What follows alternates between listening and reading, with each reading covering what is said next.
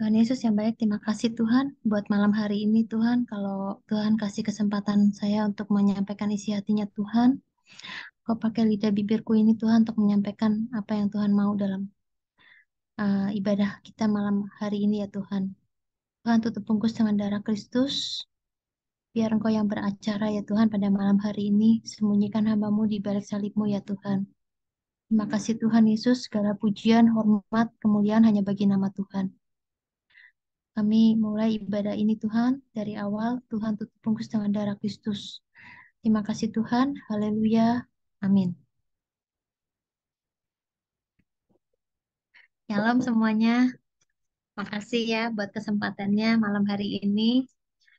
Ah, akhirnya ada datang juga ya kesempatannya.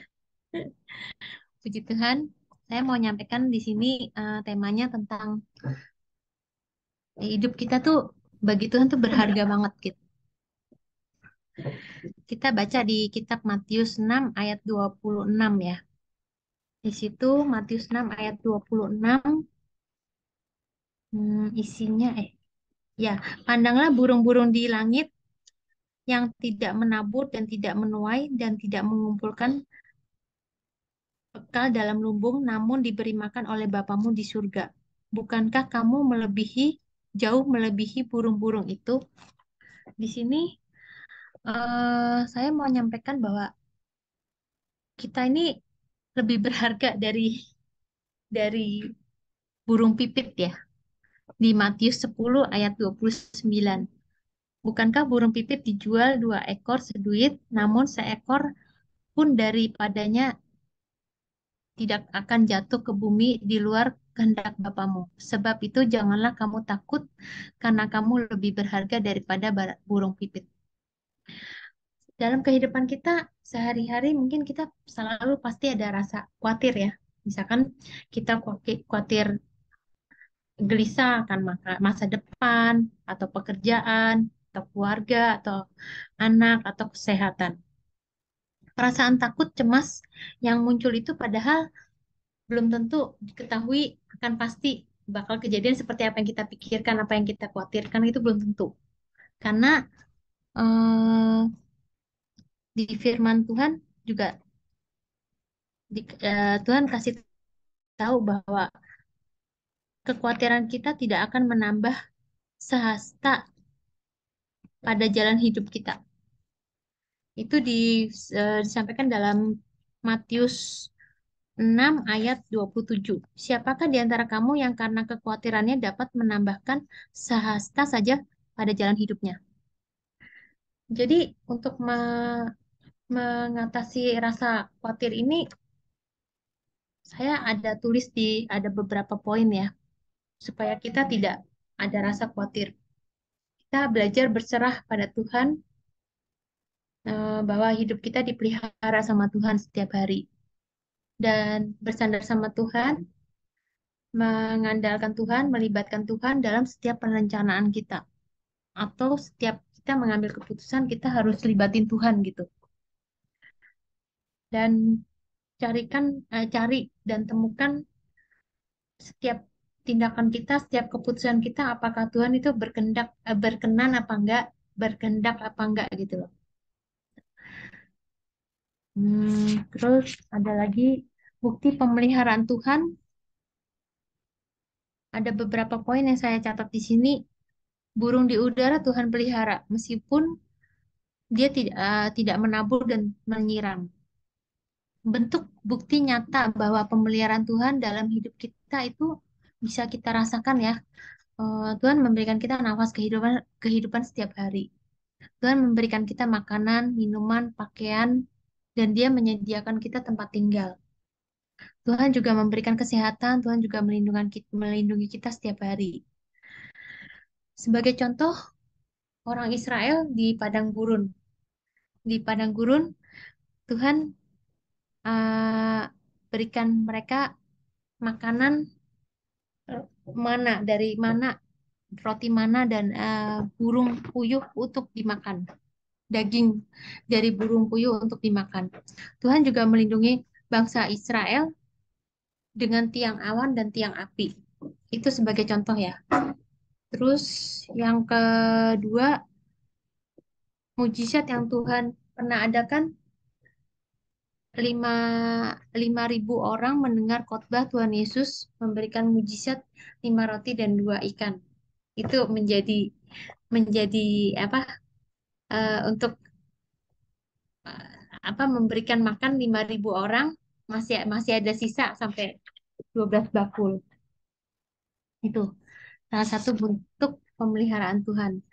Kemudian saya mau eh, menyampaikan lewat yang kita baca dari Yesaya 43 ayat 4. Yesaya 43 ayat 4 itu bunyinya, oleh karena engkau berharga di mataku dan mulia dan aku ini mengasihi engkau, maka aku memberikan manusia sebagai gantimu dan bangsa-bangsa sebagai ganti nyawamu. Ini ayat ini berkaitan dengan Yohanes 3 ayat 16. Yohanes Yohanes 3 ayat 16 yang berkata demikian. Karena begitu besar kasih Allah akan dunia ini sehingga ia telah mengaruniakan anaknya yang tunggal supaya setiap orang yang percaya kepadanya tidak binasa melainkan beroleh hidup yang kekal. Nah, seberapa berharganya hidup, berapa harganya kita itu adalah, keberhargaan kita itu seharga nyawa Yesus. Kenapa? Karena Yesus sudah mati buat kita dan nyawanya itu menebus kita dari dosa, dan darahnya Yesus itu menyucikan kita dari dosa. eh saya dulu merasa waktu tuh zaman SMA mungkin ya, itu saya merasa nggak apa nggak bisa, nggak merasa diriku ini kayak berharga banget gitu, belum belum menemukan keberhargaan hidup karena merasa masih minder, masih nggak bisa bergaul atau apa gitu. Tapi di satu titik eh, saya menemukan bahwa hidupku itu berharga di mata Tuhan gitu. Pada saat Tuhan memulihkan hatiku, memulihkan saya supaya saya tuh apa ya, ngalamin bahwa kita ini berharga gitu loh, nggak seperti yang dulu lagi gitu. Tuhan tuh pulihkan pulihkan hari demi hari, ngalamin turning point di mana saat kita tuh kayak merasa minder atau apa gitu, tapi tiba-tiba eh, karena mungkin karena kondisi atau apa saya nggak ngerti juga, pokoknya intinya saya pernah ngalamin satu retret atau apa gitu ya, di situ tuh apa, pemulihan gambar diri gitu. Nah, di situ kita belajar apa sih? Belajar menemukan bahwa hidup kita ini berharga gitu. Jadi, kenapa kita mengalami satu hidup kita berharga? Itu eh iya, oh iya ini nyatu, karena ada. Bentar, bentar, bentar ya. Iya, hah? Iya, ya, pada tanggal kan. Hmm? Bentar. Iya,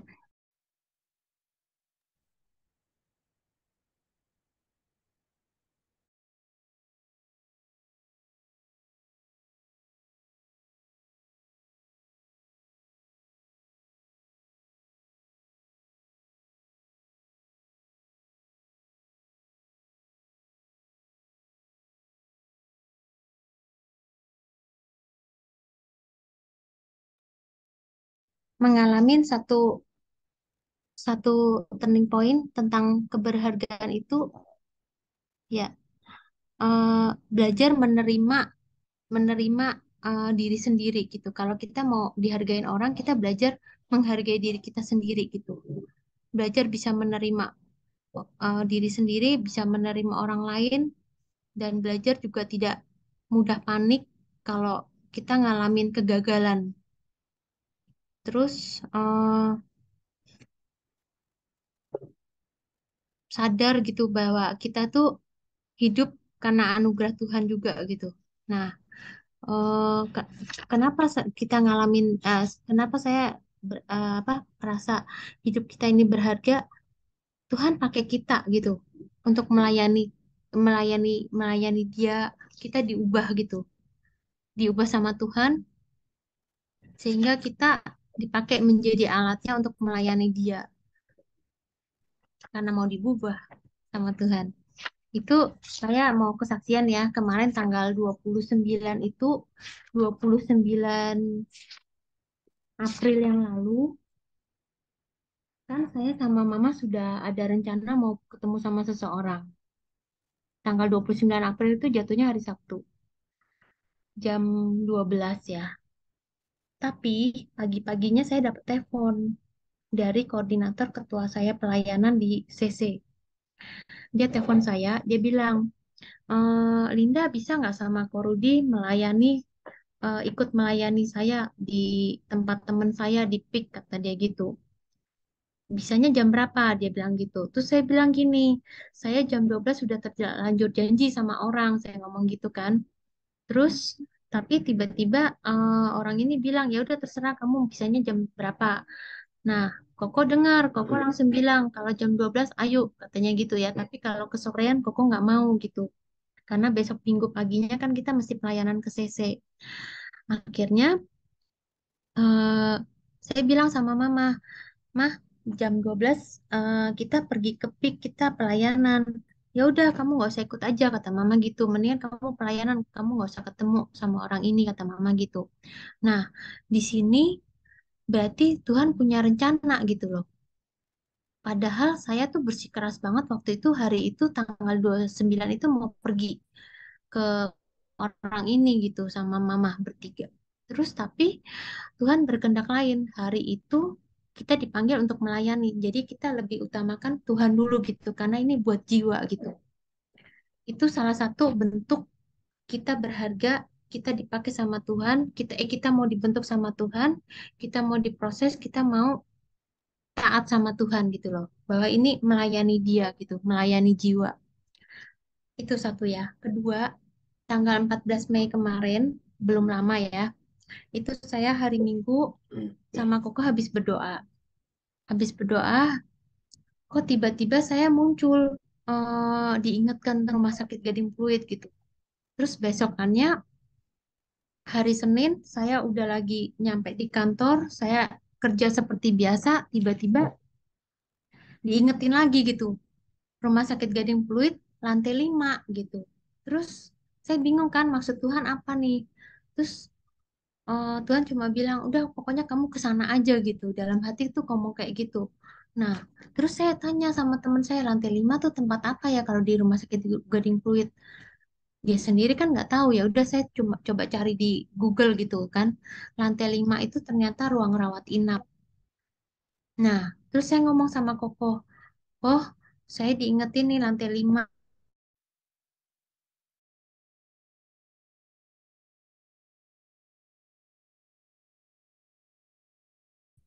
Langsung kita ke sana ya. Koko bilang gitu kan. Oke kok, aku gituin. Dah nih, akhirnya begitu pulang kantor, langsung kita berangkat ke rumah sakit Gading Pluit. Pas di parkiran, saya cuma bilang, aduh Tuhan, ini kita nggak tahu mau menemuin siapa. Tapi saya mau taat, saya mau belajar taat sama Tuhan. Kalau Tuhan suruh, nggak mungkin salah kan gitu. Jadi, udah pokoknya kamu nyampe sana aja gitu loh. Saya bilang sama Tuhan, jangan permalukan saya loh. Saya mau ketemu sama siapa di situ kan. Bingung. Terus akhirnya kita naik ke lantai 5 ya. Oh ya kita doa dulu di parkiran, kita doa dulu, saya sama Koko berdoa dulu sebelum kita turun dari mobil.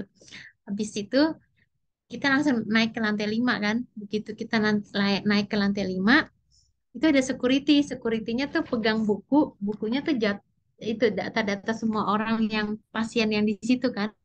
Terus dia bilang, Ibu mau ketemu siapa? Ini bukan jam jenguk, kata dia gitu. Ini yang ini semua udah pada keluar, tinggal 2 orang doang di sini, kata dia. Terus saya di sini cuma kelihatan pokoknya ada huruf F atau V, pokoknya gitu. Nah, terus tiba-tiba ini nih, saya ngomong gitu, Bap. Terus di situ ada tulisannya Bapak Yakobus. Yakobus siapa gitu nama panjangnya.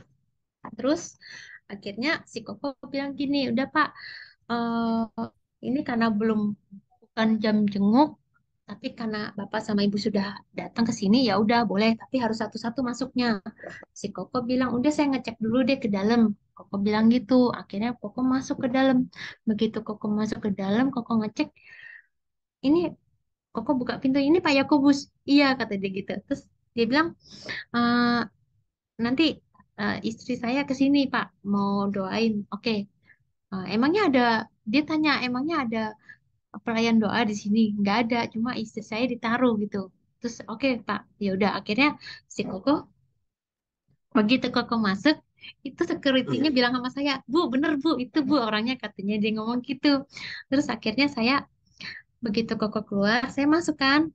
Pas saya masuk, itu istrinya lagi di di toilet. Saya tunggu sampai istrinya keluar, baru saya ajak ngomong.